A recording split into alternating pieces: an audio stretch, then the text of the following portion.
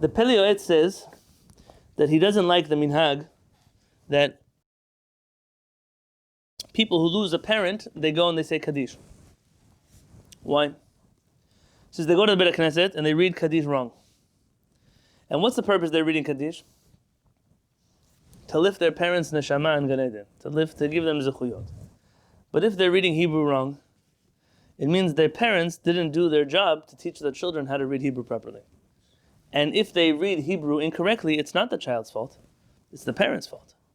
And therefore, every time they say Kaddish for the parent and they say Kaddish wrong, they're causing a lot of suffering to their parents in the next world. Now, I'm not a mikubal.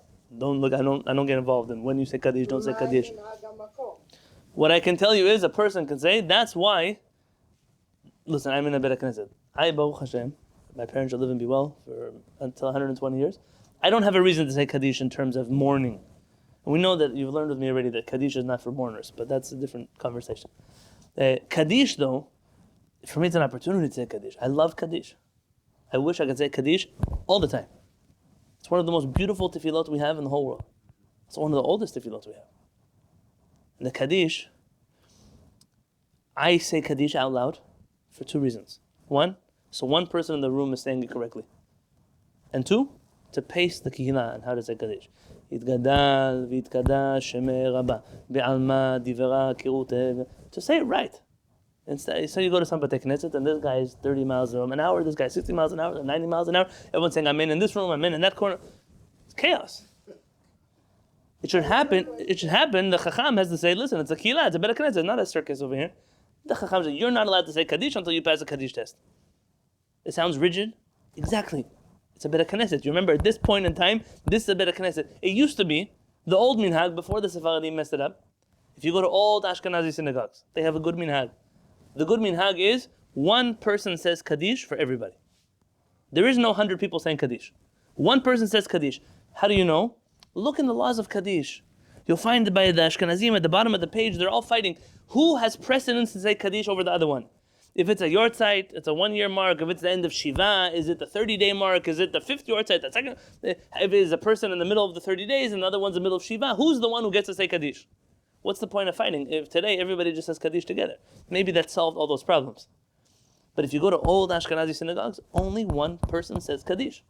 And they decide based on rules that they have, very clear rules, who takes precedence over who has priority over who. And in that world, Kaddish is listened to. Everyone hears one person saying Kaddish. When people are saying Kaddish, there's a good minhag. I've seen it among the Persians. I've seen it among some Bukharians. It's a good minhag that when they say Kaddish, everybody who says Kaddish comes to stand together in the front of the room. They all stand next to each other. You know, now that we're in this big Beit HaKnesset, it's hard. I would make such a rule. If we had a real big Beit HaKnesset all the time, I would make rules that are relevant to big Beit HaKnesset. Being that when we pray in our regular Beit HaKnesset, no matter where you stand, you're standing right next to each other. There's no way you can stand away from each other in this room. So I didn't decide in that Beit HaKnesset to make rules, like everyone should come to the front, because sooner or later we'll be out of there. But for right now, you should know that if we did have a big Beit HaKnesset, then we should have those problems, B'ezrat Hashem. You would have to decide, where do we say Kaddish? Everyone comes to say Kaddish by the bima, or wherever it is. There should be one place. That's why Kohanim, they come to stand in the front of the room together. Technically one can stand here and one can stand over there. But they're saying a baracha together. They stand together. Someone had a question. When people say it's gadal or it's gadel, which one is right? It's a good question. There's only one group of Jews that say Yitgadel v'yitkadesh, or Yisgadel v'yiskadesh. You'll see this. The Chavetz Chaim Alav Shalom, Rabbi Yisrael Meir HaKohen Kagan, he says that the word Yitgadal v'yitkadash, but those are not the same. So you can't say Yitgadal v'yitkadash or Yitkadal v'yitkadash. One is a gimel, one is a kuf. Yes? He says that Yitgadal v'yitkadash, those words are in Hebrew. And in order to make them Aramaic, you have to say it tzereh. Yitgadel v'yitkadesh. And therefore he says that it's been a mistake, and he edited the Siddur and said you have to say Yitgadel v'yitkadesh. Now, listen, there are a lot of Chachamim who do a lot of those things. But among the Sephardim, I know of nobody who agreed that Kaddish needs to be amended to say something. I can say in general a rule, that by the Sephardim, rarely are there mistakes in tefillah. Are there mistakes? Yes, always it could be mistakes. But being the Sephardim have always prayed together, out loud, all at once, there's very little room for one person to pronounce a word one way and someone else to pronounce a word another way. If you mispronounce a word, someone is going to let you know you mispronounced a word, for the better or the worse. So if they're mispronouncing a word, everyone is going to mispronounce a word together. In Sephardic tefillah, there's very room for individuality. It's mostly everyone's going to do something wrong or right. And because of that, you don't have many of these problems of what happens when your whole life you've been mumbling tefillah under your breath. And now you finally had to pray out loud. You should see these people. They're 50 years they're praying tefillah. 50 years. And then it comes their time, first time in life ever to lead tefillah. And these guys can't get through a sentence. Because their whole life they never heard their tefillah. They never heard it. I remember once on Shabbat bringing a guest, and at the end of the davening, the Shabbat day, he was like totally lost. He didn't know where we were at. Go ahead. You know, we enunciate every word. this is something, even Ashkenazim would have value. I don't care, you have to be Sephardi, but when you pray like Ashkenazi, say it together.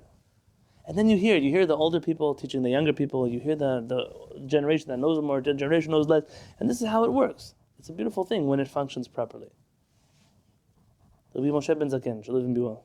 He's on our Bedin in Los Angeles. He said he remembers growing up in Melilla. You know where that is? Spain. So don't tell them that it's really in Morocco, but it's Spain. What I mean, it's a little in the top of Morocco.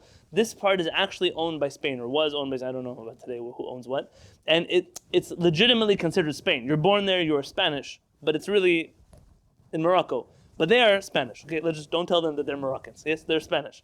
And the truth is that there's a real border between Melilla and the rest of Morocco. So that's where he grew up. He was born and raised there. So he remembers every day, in Spanish-speaking countries, I don't know all of them, but they have what they call a siesta. What is a siesta? Some people do it in the middle of Kolel, and some people. Ovadia, what's a siesta? It's the rest of the afternoon. In the middle of the day, the stores close, the coffee shops close, the markets close, everyone goes home, they eat lunch, they take a nap, and they play the banjo, whatever they do, and then 2 hours later, everybody comes back to work. Why do you do that, by the way? Why? What's the reason for that? It's so hot during the day. How are we supposed to What? The weather is too hot. Do you buy it that the weather's too... Why, at 3 o'clock, the weather's better than 2 o'clock? Well, I know in Israel it is. I know even they can do it. The Germans did it also, so clearly not because of the heat. Maybe it's too cold. Maybe if you're working with animals, maybe, like you feed them and then you go rest and then you come back to it. Watch what happens in America. Natural medicine. You wake up really early in the morning to go to work. Yeah, maybe you get your run in the gym or whatever you do. You go to work what time? 8 o'clock? 4 in the morning for you? 8 o'clock? 7:30, 8, 9, whatever it is. You go to work. And then they expect you to stay at work until 3, 4, 5, 6, 7, somewhere in that range. Yeah? And then you come home. And how much energy do you have to do anything? And but first off, there's no time. You can't go to the beach for sunset. You miss sunset. You can't go to everything you missed. Yeah. Now you don't have time. You're so out of energy. So what the early generations did is they broke their day into two. You wake up in the morning. You have your breakfast. In the Jewish world, they went to Beit Knesset, came back for breakfast. You go to work. How long do you work for? The first 4 hours, whatever it is. You go. You take a 2-hour nap, or you come home for lunch, or you go do your errands, or you help your wife, or you do your kid, whatever you need to do. You take a break. And then, instead of closing your store at 5, you close your store at 8. Because you can work more, you have more energy, you can study more. If in the world of yeshivot, they take a break from 1 till 3. So that you can take a break, go to sleep, come back, and learn until the nighttime. But you can't expect, today what do? You work, I have a student who works in finance. They start at 7 o'clock in the morning in Manhattan. When do they get home? 11 o'clock at night. I said, what do you tell them? Like, you have a kid, you have to go home. He said, they'll find somebody else who'll work till 11 o'clock at night. There's no mercy in this field. I'm thinking to myself, you work from 7 in the morning to 11 o'clock at night? Yeah, of course you make a lot of money, but what's the point of making a lot of money? You have no time to use your money. You do use your money. That's how you use your money. You hire a babysitter, you hire a nanny, you hire aftercare, you hire a person to do your laundry, you hire a lot of people to do all the things that if you just ended work at 5, you'd have time. So in the early generations, what do? They took a break. You break up the day into 2, and then you're more productive in the second half of your day. This is normal. So Rabbi Moshe said he remembers that he should do mincha at the end of the siesta. They do mincha in the Beit Knesset, and then they all go back to work. And he remembers that half an hour or an hour before mincha, the old men would come to the Beit Knesset to say Tehillim. Why the old men? The young men were too busy trying to make money. But the old men, they came to Beit HaKnesset. Instead of half an hour mincha, they'd come for another half an hour, and they'd say Tehillim. And how do you sit in the Sarah Beit HaKnesset? The older people sit on the table, and the children sit on the other side of the table looking at them. So everybody would sit in front of their father, their grandfather, or the uncle, or whoever it was, and they would start, today is this day of the week, this is the Tehillim we say, Lechu neranena l'Adonai nari'a letzur ishenu nekadema fanav betoda bizmirot nari'a lo. Aside from learning Tehillim by heart, you also learn how to pronounce Tehillim. Because you heard, before you even knew how to read, you were listening to the older people teaching you how to read. And then you don't make mistakes. You don't embarrass yourself. It's very important. There's a world that we gave up. You know what I feel like sometimes? Esav is the firstborn. But right now he's hungry. He's so hungry. And he sees, what does he see? A pot of lentil soup, red soup. So what does he do? He gives up everything for what? For a pot of soup. How long does that pot of soup last you? Zev, how long until the soup leaves your body? 24 hours. And then what? You're left with nothing. Even the soup you don't have. We have given up the most beautiful parts of our tradition for things that are not even a pot of soup. We've adopted inferior cultures and given up the most important things that we could have ever had.